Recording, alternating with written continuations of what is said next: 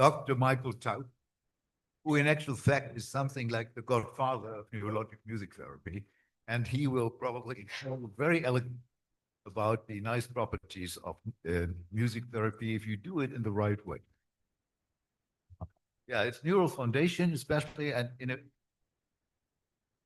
applied music neuroscience, neurologic music therapy. Okay, thank you very much for the introduction. It's a great honor to be here. Thank you for inviting me. It's my third time in 3 years being in Mumbai, so it feels like home away from home, except it's a little far. Like from Toronto here is exactly 14,000 kilometers, but we can manage. So anyway, the questions that I like to illustrate today are sort of foundational to the idea of music and rhythm in neurorehabilitation. So just a quick introduction for the maybe people who are not in depth familiar with this. Neurologic music therapy is a treatment system, music and rhythm-based treatment system that consists of 20 standardized and research-based intervention techniques applied to motor, speech language, and cognitive rehabilitation. And it's delivered, these techniques are delivered by certified and licensed NMT clinicians from various backgrounds, some from traditional music therapy, but also in many countries, allied health professionals and the medical profession.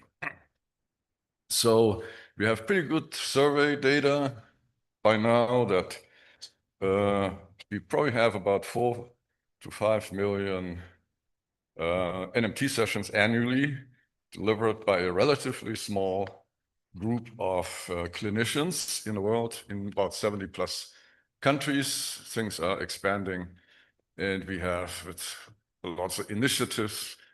Dr. Nirmal is one of the sort of leaders to tip us in the right direction, that we can actually also bring NMT in a very different breadth to the Indian neurorehab situation. So let me see my time. Good. So if we call neurorehabilitation applied neuroscience, which I think that's what it is, applied to brain rehab, then my research and the clinical branch that has developed on my research, but also many other groups, we can call applied auditory and music neuroscience.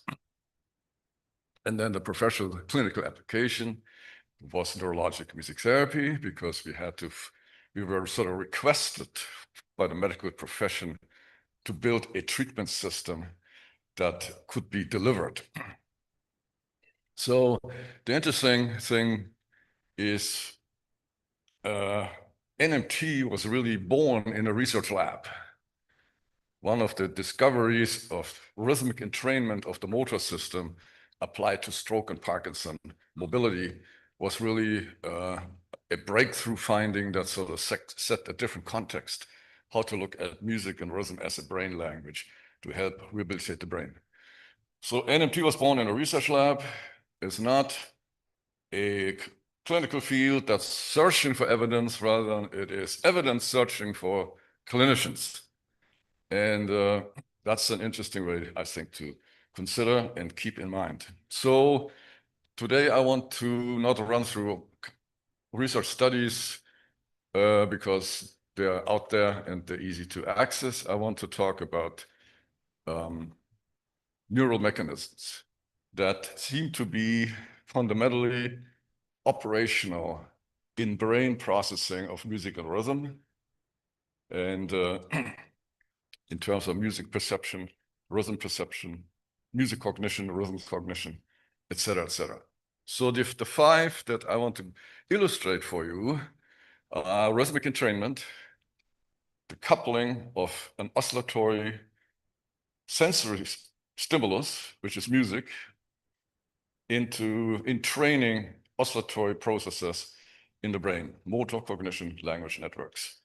most visible, and the first one we stepped on was in walking, but we can now also demonstrate and have good research. There's temporal order induced in oscillatory systems in the whole brain. The second one is augmented auditory feedback. This is a big principle of learning. And if we translate functional exercises and behaviors into a auditory context, we can make actually movement audible. We can make cognition, attention audible, etc., etc. So I'll illustrate all of that. I'll just go through really quickly here. Increased network connectivity is a very important point that has something to do a lot with plasticity, induced brain plasticity. Music is such a multidimensional language in the brain that it stimulates a huge array of brain regions emerging and connecting in some kind of temporal synchrony. So a network, music is a big network architecture building. And number 4 is neuromodulation. Very interesting. We have some very interesting evidence from neurotransmitter imaging and some other ways, and I'll show a couple of those in terms of can NMT-based techniques restore or alter neurotransmission mechanisms. And then the last one is not anything I do personally in our research lab, but it is a very important point-enhanced motivational states, a big predictor if the patient will actually be successful in therapy. And it's relatively easy to see from sort of in a secondary way from NMT applications that patients tend to be extremely engaged in NMT exercises, clinical exercises, but even come into our lab and Alzheimer's patients step them into brain scanners, and they have to come back 4 weeks later, and we think we're going to lose half of our sample, but all come back. So let's start with rhythmic entrainment. This is a quick look into the neuroanatomy of this. This is the arcus fasciculus, which goes from the auditory system projecting forward into the prefrontal cortex, speech, language, executive, but the staining in orange is auditory pathways, fibers, synapsing with motor fibers. So that's a very important function. So there is a direct connectivity from the auditory system, really from the spinal cord, brainstem, cerebellum, basal ganglia, all the way into the neocortex. And that is one of the pathways that drives entrainment. And so here is actually an EEG picture here. We see a person tapping the hand. Actually, it's average, so there's multiple people, there many people tapping the hand, self-paced. And we see the EEG potential there has periodicity in it. It's relatively soft, little fuzzy, which is a reflection of the hand. Self-paced is not terribly precise. Listening to an auditory rhythm beat, you can see the auditory system processes these things very fast and very precise. And then on the bottom, you see entrainment. You can see it without being a neuroscientist. You see that the motor potentials in the EEG have become, the discharge have become entrained. Now they're stable, they're sharply defined, and they lead to obviously then better tapping. Oh, thank you.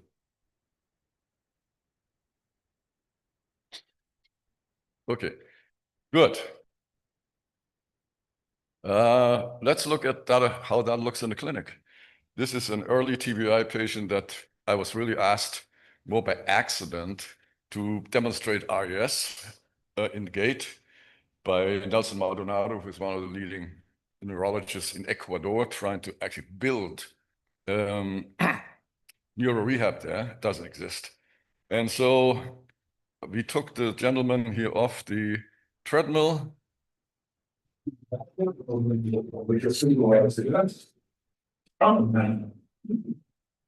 So I'm trying to demonstrate a few safety mechanisms here to the trainers who really not are trained therapists.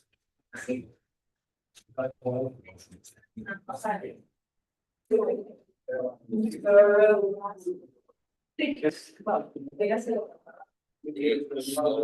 trying to move him to walk. So he has never been over ground walking before. And we estimated the safety. We estimated his cadence about 50 steps a minute. And as you can see, within 2 or 3 seconds, he starts responding to the rhythmic pacing. So this is purely physiological entrainment, no instruction, no really understanding what he's supposed to do. And this is a very, I think, impressive demonstration of auditory motor entrainment. And there's actually something even additionally fascinating. If you see it next, he actually misses a beat. He steps to the next beat. So this is early TBI. This is not a really sophisticated musician response. Okay, so another example quickly here. Parkinson, this is from a group, big Parkinson clinic in close to Berlin.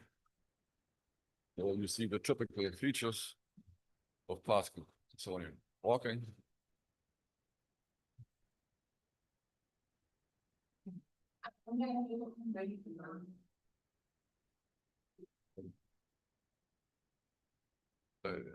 My hand is a little.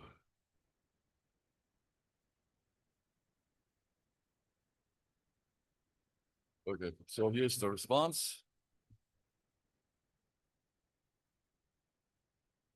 So the gentleman actually walks a little bit behind the beat, but since it's consistent, this is actually what actually really happens in entrainment. You're not entraining to the beat. That is a very strange, popular mistake, to thinking you're entraining to the period between the beats.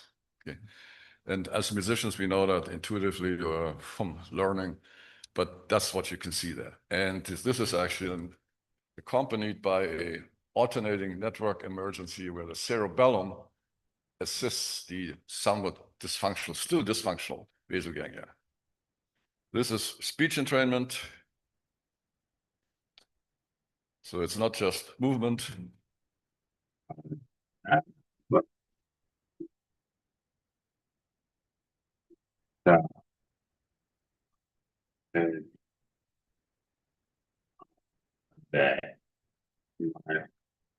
So the idea here is the entrainment needs to slow down, reduce speech Whenever rate. you're ready.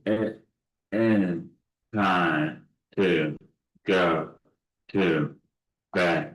So just to demonstrate, just to demonstrate that it's not just walking. That's very dramatic because the central pattern generators, but entrainment is really a process throughout the brain. Okay, that's the one. Move to the next slide here. Neuromodulation. Okay, so we just completed a 3-phase study with dopamine imaging, which is extremely expensive. So we ran out of money, but we still finished it. Looking at rhythmic pacing and the effect of rhythmic pacing during arm movements on dopamine uptake.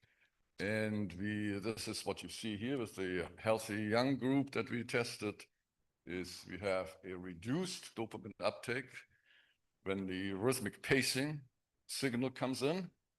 So that's a nice, very dramatic modulatory effect. Our NMT affects, modulates, attenuates neurotransmitter release. And we've just finished, I got the manuscripts yesterday, so I don't have any slides, the healthy elderly and the Parkinson group. And we see in the Parkinson group actually exactly the same effect, which is good because I think it's hopeful because it means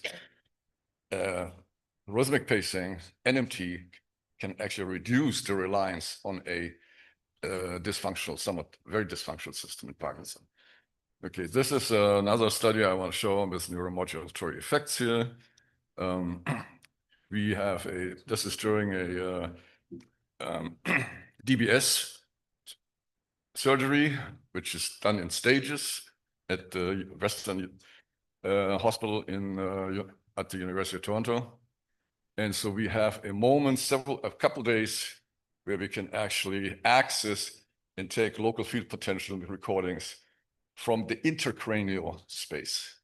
And so this should be the healthy model. You have desynchronization before you bring your hand down. And then when you move your hand up for the next cycle of movement, there should be a resynchronization. That's missing in the self-paced condition completely, leads to very unstable hand movements, and it is entirely restored, precisely restored, when the rhythmic pacing, when the rhythmic signal comes in, either as just a pure rhythmic signal or embedded in music. That makes very little difference. Okay, TDCS, we already heard about in a much larger study. We just finished a dissertation with 12 and 12. TDCS sham and TDCS for real. Rhythmic pacing movements, reaching movements in chronic stroke patients. And the effect of rhythmic pacing of RES NMT was very effective, significant, but it was the same results in both groups. There was no difference between TDCS and sham. So no added benefit in our small study of no added benefit to PSE in chronic stroke through TDCS. Okay, let's look quickly at connectivity. I think I don't see any timer here, but I hope I'm still good. So accessing alternate networks, restoring previous networks, inducing brain plasticity. We did a study with Parkinson, with movement, 3 weeks of training, using mapping functional movements onto musical instruments. So you get augmented feedback actually at the end of the movement when you do the correct trajectory. And then we measured waveform signal synchrony in the auditory system and cortex and in the motor cortex. And we have here's a nice red is pretest, and then everything in blue is enhanced, strengthened waveform synchrony. And you can see it here. This was schematic. Here you see the actual signals. Here, and then pre, and post. So there is stronger connectivity in the auditory motor network induced by NMT. This is an interesting study with network science, which we are doing with a group at Wake Forest University in the US. And so I'll just show you some illustrations how graph theory works. You can measure various things here in very interesting ways. So you are not measuring topography in the brain, you're measuring connectivity, neighborhood, strength of neurons in certain brain regions. And since this is also a precursor to a Parkinson study, we went into the basal ganglia, and we are seeing here very clearly that the NMT technique strengthens neighborhood connectivity compared to self-paced. And then we see similar things in other measures in terms of efficiency modeling, etc., clustering coefficient, which all describe the density and structure and architecture of the neuronal neighborhoods. Okay, so speech, these are data from a colleague of mine, Gottfried Schlock, the older data that show very interesting melodic intonation therapy. I think most people are familiar with that. This is a 12-year-old hemorrhagic girl, stroke. She had her left hemisphere was severely damaged. So she was a non-fluent aphasic, and melodic intonation therapy restores the connectivity, so it induces plasticity in the right hemisphere to become functional for singing words, but also then for speaking words. And then this is an interesting picture from autism. That's from a group out of NYU. So we have listening, autistic children listening to the voice of their parents, speaking, the auditory language network, active and healthy controls. It's really, this big piece is missing in the autistic kid. When they hear the singing of their parents' voice, then it looks suddenly like the network, speech and language network of the healthy controls. This is a study that part of a group of studies we had with Alzheimer's, looking at why are Alzheimer patients remembering music frequently. And we had playlists with old music versus music that we composed in similar genres. So it sounded very familiar, but it was not familiar to them. And so we alternated that. They heard the new music 60 minutes before they went into a scanner. And then we alternated between the old music and the new music. And we see basically a sensory auditory sensory network here for the new music that had only a memory for 1 hour. That thing is probably wiped out after a few minutes. It's auditory based, but we have a deeply encoded, wide-ranging network encoded over 20, 30, 40 years in the brain by listening to preferred familiar music. Okay, auditory feedback.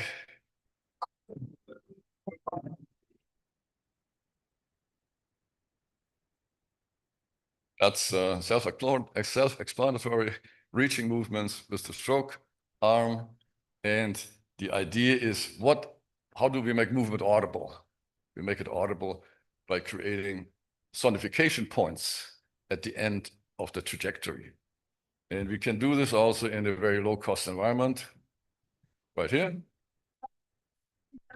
This is a set of very precious, expensive instruments, anywhere between $50,000 to $100,000. I'm kidding. So that's actually a point that I really want to make very clearly. NMT is high evidence, is low cost, and is very adjustable, adaptable to family community-based rehabilitation for the clinicians, but also for people who need to assist remotely with the process of rehabilitation. And then we also have sound tablets here that can be programmed, the surface can be programmed. So we have the digital age here, which allows to have the patient work by themselves. Whoops. Okay. Still not.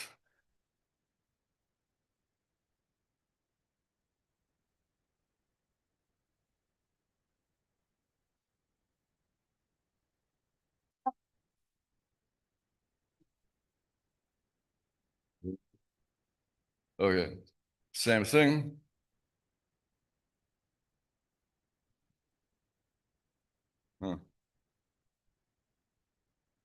With children. That's kind of weird. But we can go to here. So we did studies with this. We just completed a couple of autism studies, and they've shown actually that autistic children benefit motorically quite a bit from this particular type of training. We did a large stroke study with 30+ stroke patients. We got this published in the Archives of Physical Rehabilitation Medicine. So stroke patients mapping functional movements on musical instruments to sonify the endpoints of the movement. They improved significantly. Those were chronic stroke patients. They improved significantly in the Wolf motor function and the Fugl-Meyer. And then we did something additionally that a lot of people don't do, because my lab works very closely with kinesiology. So we had accelerometry to the arm movement, so we could actually see what happens to the arm during the actual exercise, not just at pre-test and post-test. And the fascinating finding that we published in Frontiers in Rehabilitation Science is that actually the accelerometry, the acceleration changes during the actual exercise using sonification principles. So which means the patient are not moving faster, they can alter their movement speed. Acceleration, deceleration which obviously is a very important part of control of movement.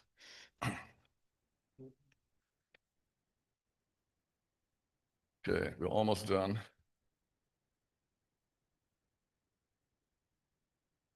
We can also make this audible in working at dysphagia training.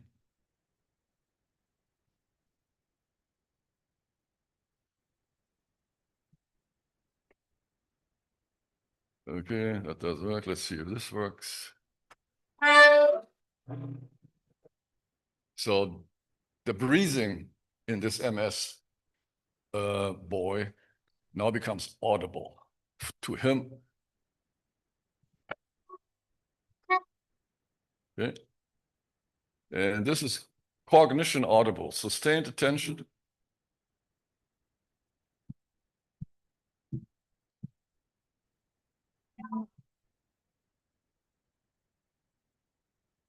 So in each intervention exercise, you have to have a challenge and you have to have a proof. The challenge is, what do you need to set it up so it actually work here on sustained attention? And then you need to have the proof. The patient has to respond in a way that shows you, yes, they get it. So this is a blues tracking blues harmonies. And every time the harmony changes, he has to demonstrate that he hears that.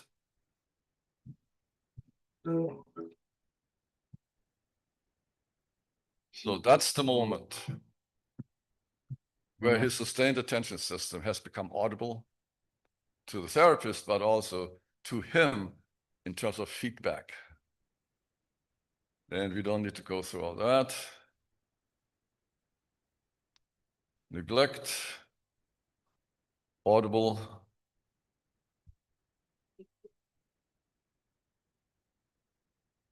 Driving the movement and the perception into the neglect side by completing a musical pattern. This is an easy pattern, it's an octave. And we are born with the idea of there's an octave because of the overtone perception. So here she goes. And now she knows there's still notes missing. Okay, that was an excellent match of pitch. And that leads me to the last state, enhanced motivational states. I don't have any videos, but I hope that when you saw some of the patients, how they operate in the exercise itself, you saw engagement and dedication. Okay, and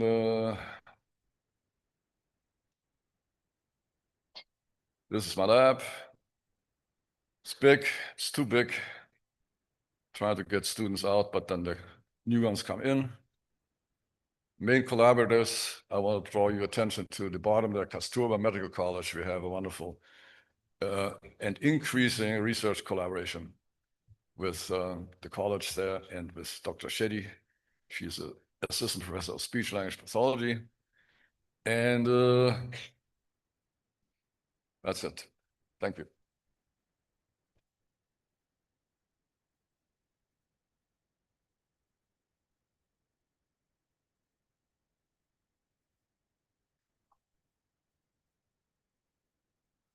Thank you,